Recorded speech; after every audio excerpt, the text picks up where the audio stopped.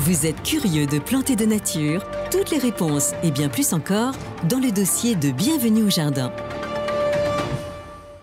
Une plante modeste que tout le monde connaît et qui a été remarquablement célébrée par Yamaguchi Sodo, qui a dit « Qui se soucie de regarder la fleur de carotte sauvage au temps des cerisiers ?»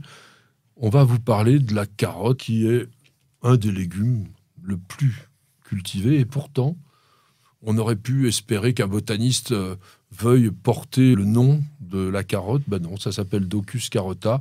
Et c'est comme cela, c'est une plante modeste, mais qui est quand même une plante extrêmement cultivée. Le second légume consommé chez nous, derrière la tomate. On en consomme plus de 10 kilos par an par personne, pas moi.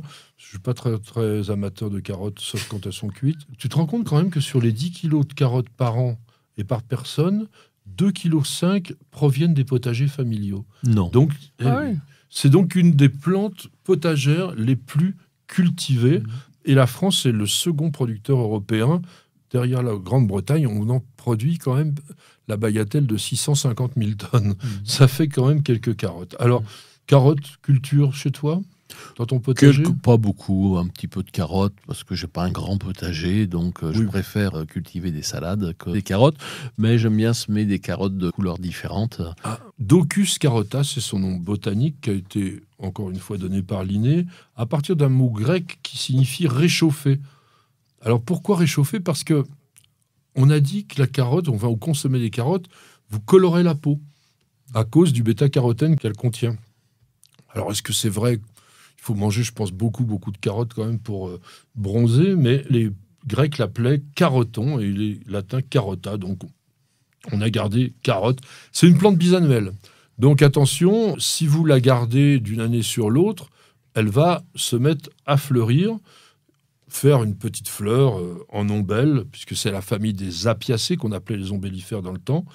On en trouve plein de sauvages, encore, des carottes. Bien sûr. Alors, il ne faut pas les confondre avec la ciguë. Bah, ça serait dommage, oui. Alors, tu sais comment on peut être sûr qu'on a affaire à de la carotte sauvage? Alors, attends, la ciguë, quand on regarde la feuille à travers le soleil, il y a des petits points, non? C'est l'inverse. C'est C'est-à-dire que la carotte, lorsqu'on regarde le centre de l'ombelle, sur la fleur qui est au centre... mais sur la fleur. La fleur, voilà. Oui. Elle a une petite tache rouge. Cueille jamais d'ombellifères sauvages parce que j'ai toujours peur de confondre avec la ciguë. Même les gens qui connaissent bien les plantes, ils évitent. Vous évitez aussi parce que c'est vraiment très, très risqué, notamment avec la ciguë. En avril, on peut semer des carottes. On peut en semer en mai-juin. On peut en semer de juin à octobre. On peut en semer pratiquement tout le temps. Donc, en se débrouillant bien, vous pouvez vraiment avoir des carottes toute l'année. Attention, il faut choisir les variétés adéquates par rapport à la saison de culture. Mais globalement, c'est peut-être plus intéressant pour les jardiniers amateurs de faire de la carotte primeur plutôt que de la carotte de conservation. Et aujourd'hui, on n'a pratiquement que des hybrides parce qu'on cherche d'avoir une carotte cylindrique avec le moins de cœur possible. Moi, je me rappelle, quand on était gamin, les carottes qu'on avait, il fallait enlever le milieu, comme c'était trop dur. Aujourd'hui, on n'a pas ça. Et donc, ça, c'est grâce au travail de sélection et à l'hybridation. Est-ce que tu es adepte du compagnonnage? Oui, dans le jardin. Alors, bon, les carottes, je les sème avec le radis, par exemple. Ça, c'est plutôt pour la production. Pour éviter la mouche, les planter à côté de l'ail, peut-être. Oui, oignons, échalotes, poireaux, ail, toutes les aliacées. On va faire ça.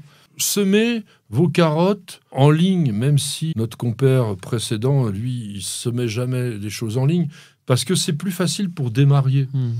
Il y a quand même 950 graines au gramme, donc c'est pas gros la graine de carotte. Faire un semis régulier, c'est quand même compliqué, à moins qu'on ait des bandes de semis. Oui, ou alors il y a un petit truc aussi, c'est si vous consommez du café, vous gardez le marc café. Alors si vous avez des capsules, il faut ouvrir la capsule. Et vous faites sécher votre marc café, vous le mélangez avec les graines de carotte et vous semez le mélange marc café-carotte. Avec du sable, ça serait pas plus simple? Le marc café, quand c'est sec, c'est assez facile. Le sable, il faut le faire sécher aussi. Ah oui. Voilà. Et le marc café, vraiment, vous mélangez avec toutes les graines qui sont un peu fines et vous semez et vous avez la main moins lourde. Une carotte, ça lève en 10 à 20 jours, donc il faut être assez patient. Et il vous faut environ 60 à 80 jours avant de les récolter. Même parfois plus pour les carottes de conservation. Il faut quand même que la terre soit un peu réchauffée, à environ 7 degrés minimum. Et puis, une fois semée, éclaircir. Lorsque les plantes, elles sont environ de 6-7 cm, on laisse 2-3 cm. Alors, en général, vous faites 2 doigts comme ça, puis vous laissez chaque carotte entre les 2 doigts. Biner, parce que ça n'aime pas tellement la concurrence avec les herbes indésirables, les herbes sauvages. Le sol doit être bien riche, frais, drainé, sableux, profond si possible, pas caillouteux, parce que sinon vous avez des carottes qui sont fourchues ou qui sont toutes tordues. Les carottes nantaises, climat doux, humide, cultivées dans du sable la plupart du temps. Oui, aujourd'hui on trouve même dans le commerce des toutes mini carottes ébouillantées à l'eau, c'est très bon. Les bocaux avec les petits pois. On a des carottes qui sont grandes comme ça, avec 3-4 cm, et c'est très très bon. Ennemi et maladie, donc on a dit la mouche de la carotte, donc essayez le compagnonnage, sinon c'est quand même compliqué. Aujourd'hui on ne peut pas vraiment le traiter. Attention, la mouche de la carotte, elle aime aussi le persil, le panais et le céleri. Donc on ne cultive pas ces plantes-là à proximité de la carotte. Il y a aussi des risques d'oïdium quand il fait chaud et sec.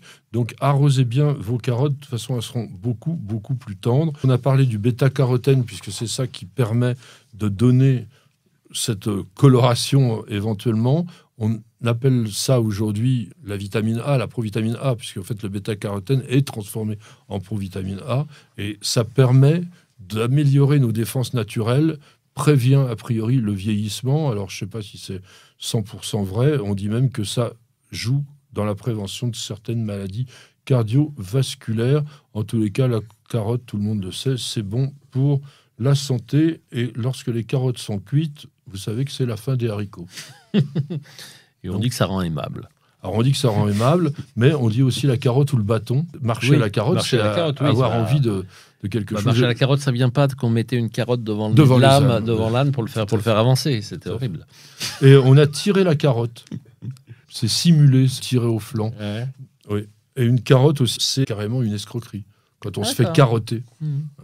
Et la carotte, c'est l'emblème des bureaux de tabac, la carotte de tabac. L'emblème, c'était les feuilles de tabac qui étaient roulées, on appelait ça une carotte de tabac. Eh ben, écoute, à cause de la forme, je crois. Voilà, au moins on aura appris quelques petites choses. On vous remercie pour votre fidélité, on vous dit à la semaine prochaine pour un nouveau numéro de notre émission, et bienvenue au jardin.